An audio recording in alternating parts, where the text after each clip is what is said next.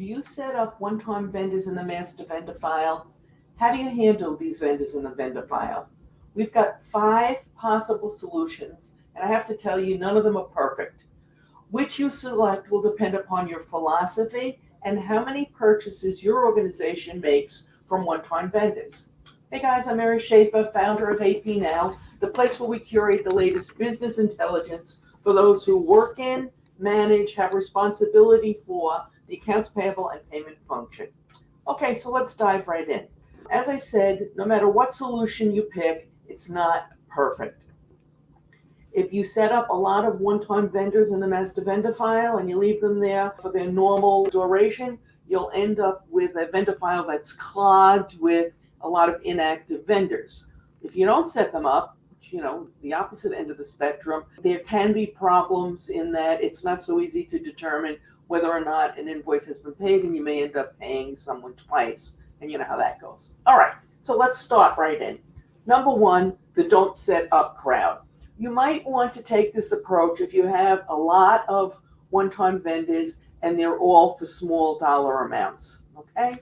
Small dollar amounts, you're less concerned. Not that you're unconcerned, but you're less concerned. So a number of people will take the approach, we're not going to set somebody up in the master vendor file unless we have a certain amount of activity with them. That's approach number 1. Approach number 2, which I kind of like, is that when you have these one-time vendors, especially if they're small dollar vendors, push them to cards. So you kind of eliminate that issue because most people don't put card transactions in the master vendor file. That's just another approach to take. So think about that.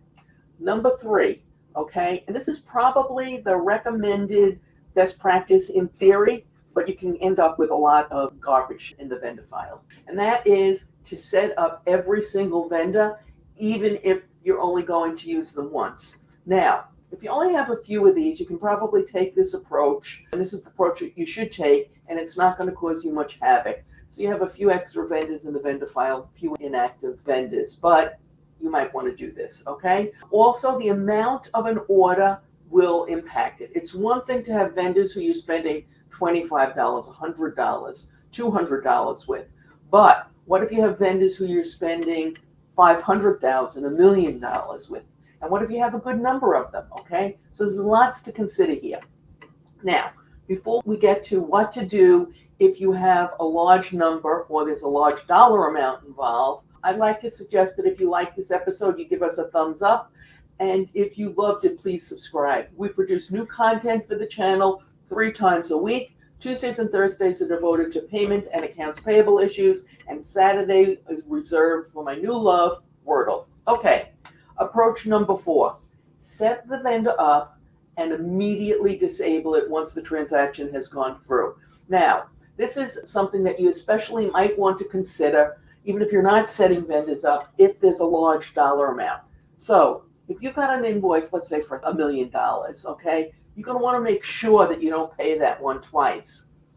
So you might want to set that vendor up, and then you can consider disabling it as soon as the transaction is completed.